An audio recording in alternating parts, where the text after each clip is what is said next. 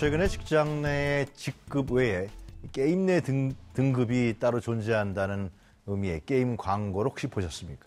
이처럼 광고에서나 있을 법한 일들이 요즘 점차 늘어가고 있습니다. 청소년에서부터 직장인까지 자신을 나타내는 용도로 게임 등급을 내세우고 게임을 잘하기 위해서 과외까지 받는다고 합니다. 자세한 내용 알아보겠습니다. 춘천향대학교 한국문화컨텐츠학과 이정엽 교수 그리고 게임동화 조광민 기자 모셨습니다. 안녕하십니까? 안녕하세요. 네. 자, 조광민 기자님, 그 게임하는 사람들이 계속 늘고 있죠. 어느 정도나 늘고 있습니까? 네, 저희 작년에 이제 게임 이용자 실태조사 결과를 살펴보면 네. 전 국민의 한 3분의 2 정도, 67.9% 정도가 게임을 즐기고 있고요. 가장 많은 즐기는 층은 이제 20대가 30대가 제일 많고, 네. 40대도 이미 50%를 넘었고요. 그래요? 50대도 한 48% 정도. 그래요? 네, 그 정도 이용자층이 있습니다. 저는 안 하는데 완전히 기본적인 대중의 흐름에 배치되는 생활을 하고 있는 거네요. 네? 뭐 심지어 60대 이상 분들도 한 26% 정도 하신다고 하더라고요. 되게 게임하는 거는 이제 어떤 유형들을 많이 합니까? 되게 네, 세대별로 보면은. 이제 모바일 이용자층이 이제 60% 제일 많고 네. 간편하게 즐기는 캐주얼 게임, 뭐 퍼즐 게임이나 이런 게 아무래도 가장 많더라고요. 그렇군요. 자, 이 교수님 보시기에 이러한 부분의 증가 현상, 그리고 직장인 게임 유저의 또 증가, 이런 걸 어떻게 진단하십니까? 그러니까 저는 2000년 이후로 네. 게임이 더 이상 학생이나 어린 아이들의 전유물이 아니게 된 것 네. 같고요. 직장인들이 확실히 학생들보다는 구매력이 좋잖아요. 그래서 게임을 또 많이 살 수도 있고 네. 요즘 게임들은 이렇게 부분 유료나 확률형 아이템이라고 그래서 게임 내에서 뭔가를 사야 되는 요소들이 많이 있거든요. 네. 그런데 이제 학생들한테는 좀 부담스럽고 예. 직장인들이 구매력이 좋으니까 그런 게임들을 더 많이 플레이하게 됐어요. 네. 네. 그 이런 현상에 대해서 이게 뭐 전체 인구의 3분의 2까지 지금 네. 한다고 우리 조 기자께서 설명하셨는데 네. 그럴 정도면 이건 뭐 어떤 거의 국민 스포츠급이라고 볼 수 있지 않을까. 네. 생각합니다. 네. 게임을 하는 이유가 단순히 스트레스 풀려고 하는 건 아니죠. 지금 학생들 같은 경우에는 예. 이게 친구들하고의 관계 뭐 이런 것하고도 다 연관이 되어 있어가지고 사회생활의 일부라고 이제 보셔야 될 것 같습니다. 그렇습니다. 네. 자, 그 게임 시장이 궁금한데 이렇게 되면 규모가 굉장히 클 것 같습니다. 그래도 뭐 국내 먼저 말씀드리면 네. 게임백서 기준으로 2016년에 11조 한 3,194억 정도 되고요. 11조 원.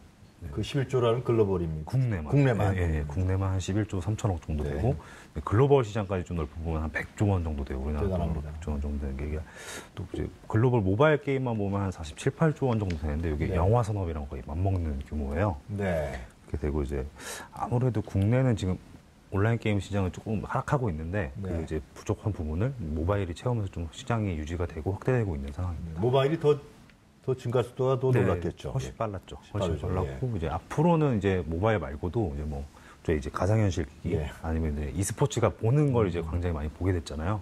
그것까지 하면 시장이 더 커지게 된다고 볼 수 있을 것 같습니다. 게임 시장이 불황이 없습니다, 교수님, 그죠? 네. 경기는 안 좋고 저성장 시대라는데 네. 그건 왜 그러는 겁니까? 그러니까 게임이 원래 약간 네. 불황일 때 조금 더 잘 나간다는 말이 있을 정도거든요.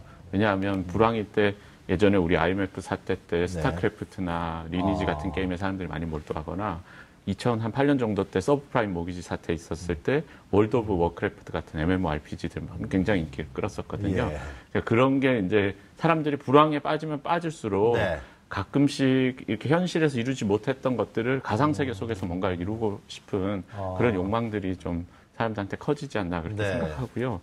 또 게임이 다른 여가에 비해서 굉장히 비용이 좀 싸다는 점도 저는 그런 불황일 때 사람들이 게임으로 많이 몰리는 이유 중에 아닌가 네. 그렇게 생각합니다. 직장인들이 즐겨하는 게임 유형은 어떤 게 있어요? 굉장히 궁금한데. 그러니까 직장인들 보통 이제 30대 이상인데 예. 요즘에는 아까 말씀드렸던 리니지 게임을 이제 새롭게 만들어서 모바일 게임으로 변형시켰던 리니지 레볼루션 같은 그런 게임이 지금 현재 모바일 게임 중에 가장 인기 좋고 네. 직장인들이 많이 플레이하는 그런 게임이라고 할 수 있습니다. 뭐 비용이 많이 드는 건 아니잖아요, 그죠? 아니요, 그렇지 않습니다. 잘못하면 큰일 납니까? 네, 이게 그냥 게임 자체는 무료인데 네. 실제로 이 게임들을 그 안에서 팀원들하고 같이 길드를 꾸려서 결제를 해 들어가기 시작하면 월 100만 원, 200만 원 이상 이렇게 쓰시는 분들도 제 주변에 가끔 계신 걸로 알고 있습니다. 잘못하면 월급 그냥 통째로 날리겠습니다. 그런 경우는 없겠습니다만 하여튼. 네네네. 자, 우리 조 기자께서 그 게임 가해가 이래서 많이 늘어나지 또 다른 현상이에요. 저도 이게 작년쯤에 저도 한번 처음 접했었던 것 같은데 굉장히 받아보셨어요? 아니 받아보진 않았는데 저도 되게 좀 신선하게 느껴서 되게 좀 지켜보곤 있었던 분야긴 네. 한데요. 이제 말 그대로 이제 게임을 이제 배우는 네. 서비스예요. 뭐 프로게이머 출신의 강사나 이제 뭐 게임의 랭킹 높은 분들한테 이제 게임을 배우는 건데 저희 뭐 사회인야구나 이제 골프 이런 거 치시는 성인들도 예. 원포인트 레슨 이렇게 받잖아요. 그렇죠, 예. 그런 거랑 이제 비슷한 거라고 보시면 될 것 같아요. 그리고 꼭 학생들만이 아니라 성인분들도 이제 과외 서비스를 이용하시는 분들이 있다고 하는 거 보니까 제법 이제 좀 관심이 있으신 것 같아요. 게임을 좀 잘하고 싶거나 이제 함께 어울리고 이런 거에 대해서 관심이 있으신 것 같아요. 과외란 말 말고 다른 말을 붙이는 게 더 적당하겠네요. 이제 뭐 업체 같은 경우는 과외보다 자기는 코치 막 이런 이름을 붙여서 그렇게도 하더라고요. 그렇겠네요. 네네. 이 게임 과외 시장도 상당히 눈에 띄는 것 같습니다, 교수님, 그죠? 예. 어느 정도나 이게 뜹니까? 조교학교 설명해 주시겠습니까? 정확한 시장 규모가 이제 아직 신생 뭐 사업이잖아요. 서비스다 보니까 정확히 잡지는 않았는데 뭐 이제 매일 뭐 강의하는 인기 강사는 뭐 연애 수입이 1억 원 정도 되는 강사까지 나왔다고 해요. 지금 그래요? 뭐, 네, 그렇게 하니까 뭐 이제 강의 비용이야 뭐 천차만별이지만 네. 인기 강사가 뭐 수억 원 달았으면 앞으로 또 괜찮게 커질 수 있는 시장이라고 볼 수도 있겠죠. 이 시장은 그러면 이게 새로운 일자리가 되겠습니다. 예. 그 기존에는 없었던 거니까. 그렇겠네요, 이것도. 근데 이 일자리가 뭐 부정적인 일자리라고 볼 수는 없는 거 아니겠습니까? 예, 그러니까 뭐 이것도 이제 신종 직업이고 게임이 네. 그동안 이런 형태 신종 직업들 많이 파생시켰던 것 같거든요. e스포츠도 그렇고 지금 이제 게임 방송을 유튜브 같은 데서 하는 네. MCN 크리에이터들 네. 혹은 뭐 이런 것들 이제 중개하는 시장 오. 또 그다음 아이템 거래 시장 이렇게 해서 파생된 게임 쪽의 직업들이 상당히 많이 네. 있었어요. 우리나라만 해도 11조 아니겠어요? 그럼 네, 이게 맞습니다. 교수님이 예측하시기에 이 11조가 어느 정도 증가폭으로 늘어날 것 같습니까? 지금 2012년 기준으로 네. 게임 시장이 다소 이렇게 꺾인 측면이 있거든요. 네. 왜냐하면 지금 게임 시장이 계속해서 연평균 10% 이상씩 쭉 발전을 해오다가 2012년을 기점으로 마이너스 성장을 처음으로 했었었습니다. 그때는 왜 그랬던 겁니까? 그러니까 이제 중국 게임 시장이 이제 늘어나면서 과거에는 중국 모바일 게임 시장이 한국 게임을 많이 사줬는데요. 근데 중국 게임 시장도 이제 그 수준이 좀 높아지면서 자체적으로? 자체적으로 개발하기 시작하고 한국 게임을 더 이상 수입하지 않기 시작하면서 네. 그때부터 이제 이 격차가 줄어들면서 중국 시장으로의 진출이 이렇게 조금씩 막혀가는 측면이 있었어요. 그럼 이 게임 시장, 게임 업체들이 단순하게 이제 국내만 그 마케팅 공략 목표로 삼는 게 아니라 네. 뭐 중국이라든가 다른 나라까지도 굉장히 확장하겠네요, 실제로. 그렇죠. 지금 현재 전체 문화 콘텐츠 산업, 네. 뭐 영화라든지 혹은 뭐 애니메이션이라든지 이런 걸 다 합쳤을 때 게임이 전체 11개 그 콘텐츠 분야에서 네. 한 55%의 수출을 담당을 하고 있습니다. 대단합니다. 네. 예. 한류 게임은 없습니까? 한류 게임 많이 있죠. 예. 네. 그러니까 그런 이를테면 부분은 뭐, 결국은 뭐 수출이나 그런 게 가능한 거 아니에요? 네, 맞습니다. 그 부분은 따로 한번 교수님 모시고서 한번 들었으면 좋겠어요. 자, 이 게임 과외를 받으려는 이유는 결국은 어떻게 우리가 해석할 수 있습니까? 일단 좀 교수님 좀 말씀도 잘해주실 것 같긴 한데 네. 좀 인정받고 싶은 욕구에 대한 게 있기 때문이 아닐까 생각을 해요. 좀 네. 설명을 해주시면. 네. 그러니까 저도 비슷한 얘기인데요. 이게 네. 좀 인정 욕망인데 다른 사람으로부터 인정받고 싶은 게 좀 있고요. 그러니까 게임이 그런 것들을 계속해서 자극하는 것 같아요. 레벨도 있고 아이템도 있고 순위도 있고 이런 것들을 통해 가지고 사용자들을 계속해서 너는 우리 서버에서 1등이야. 이런 것들 해야 돼. 이렇게 이제 자극하기 시작하고요. 네. 그런 것들이 특히 이제 저연령층 혹시 뭐 초등학생, 중학생, 고등학생 이런 학생들 사이에서는 네. 그런 인정 욕망이 점점 좀 이렇게 크게 받아들여지고 내가 우리 반에서 뭐 서버에서 뭘 좀 했어. 이런 것들이 게임 쪽에서 굉장히 이제 크게 받아들여져서 학생들한테는 이게 굉장히 중요한 요소라고 저는 봅니다. 그러한 어떤 이런 게임을 특별하게 다르게 수업을 받고 뭐 과외라고 이제 지금 명칭하는데 이러한 경향성을 뭐 긍정적으로 봐야 됩니까? 부정적으로 봐야 됩니까? 교수님 보시기에. 저는 네. 이제 다소 좀 부정적으로 보는데요. 왜 그러십니까? 예. 그러니까 이제 게임이란 거는 즐겁기 위한 게 1차적인 목적인데 네. 근데 이제 그렇게 과외를 받아서 혹은 뭔가 고액의 아이템을 현금을 주고 사가지고 게임 안에 들어오면 게임 개발자들이 원래 만들어 놓은 게임 세계의 밸런스라는 것이 존재하는데요. 네. 그 밸런스를 무너뜨리게 되는 결과를 가져오거든요. 그러니까 이 친구만 독보적으로 지금 현재 투자한 시간에 비해서 과도하게 게임을 잘 플레이하게 되는 경우가 발생하는 거잖아요. 그런 상황은 사실은 저는 좀 전체 게임 회사 입장에서 봐서도 좀 부정적이라고 볼 수 있다. 그래도 게임 회사에서 자기네들이 뭐 그 그레이드를 자꾸만 하니까 그런 걸 결국 경쟁을 유발시키는 거 아니에요? 네, 그런 측면도 분명히 있긴 있죠. 자, 그런데 이게 그 금전 거래가 있다 그러네요. 그죠? 공짜로 안 가르쳐 줬죠. 이 중요한 거를. 예. 네, 뭐 저도 과외 공짜로 받으면 진짜 좋을 텐데. 아, 그렇게 생각하세요? 네, 아이고, 저희 그냥 학교 공부하고 학업해도 과외 공짜라면 좋겠지만. 네. 그게 안 되잖아요. 예. 게임 과외도 이제 뭐 좀 천차만별이긴 한데, 네. 5,000원부터 뭐 많게는 20만 원 단위 정도까지 있다고 해요. 시간당. 시간당 20만 원이요? 네. 저도 좀 찾아보니까 네. 그렇게 고액 좀 찾기 좀 힘들긴 한데, 사례가 존재한다고 해서 그러는 네. 거고, 이제 뭐 직접 이제 뭐 직접 강사 만난다거나 온라인으로 우리 온라인 수강하는 것처럼 우리가 배운다거나 이런 식으로 강의를 진행하시는 것 같더라고요. 어떤 걸 가르쳐 줍니까? 그 이제 요즘 인기 종목 게임들이 몇 개 있어요. 네. 뭐 리그 오브 레전드라던가 이제 오버워치라던가 그게 대부분 팀 단위로 진행하는 게임이기 네. 때문에 네. 지게 되거나 이러면은 또 누군가를 좀 탓하게 되는 게 있기 때문에 자기는 탓을 당하지 좀 싫으니까 네. 그러다 보니까 좀 가이드 받으시는 분들이 있고 그 종목이 가장 인기가 많은 것 같아요. 그리고 이제 e스포츠 관련 게임들, e스포츠 뭐 이제 프로게이머가 된다던가 네. 이런 거 관심 있는 분들도 네. 그 종목들 관련해서 많이 받으시더라고요. 이건 뭐 불법은 아니죠? 지금 뭐 정확하게 제가 법 규정을 살펴보진 않았는데 네. 불법적인 면은 아직은 없는 것, 좀 위험한 부분이 있는 것 같아요. 뭐 이제 안전이라던가 이제 만약 오프라인에서 처음 보는 사람이랑 대면을 하게 되면 아무래도 학생들의 경우에 약간 좀 안전적인 문제 있을 수도 있고. 이 게임을 가르쳐 주는 사람도 이제 결국은 수익을 취하는 건데 세금은 안 낼 거 아니에요, 그죠? 그 이제 정상적으로 진행하는 업체가 있습니다. 아, 있어요. 네, 업체가. 네, 네. 개인은 말고 업체에서는 그건 뭐 세금을 내겠고요. 좀 그 대리 게임도 있다 그러대요. 이 대리 게임 같은 경우는 좀 가해랑 좀 다른데 가해 네. 그 교수님께서 말씀 주셨지만 게임은 네. 본인이 지금 해서 즐겁게 해야 되는데 대리 게임 같은 경우 너무 인정받고 싶은 욕망이 크다 보니까 그 등급만 올리려고 아예 그냥 본인의 아이디를 다른 분이 이제 플레이해서 등급을 줘요? 올리는 이렇게 하다 보면 그리고 그 대리 게임 같은 경우는 대부분의 게임사들이 좀 약관으로 좀 막아둬요.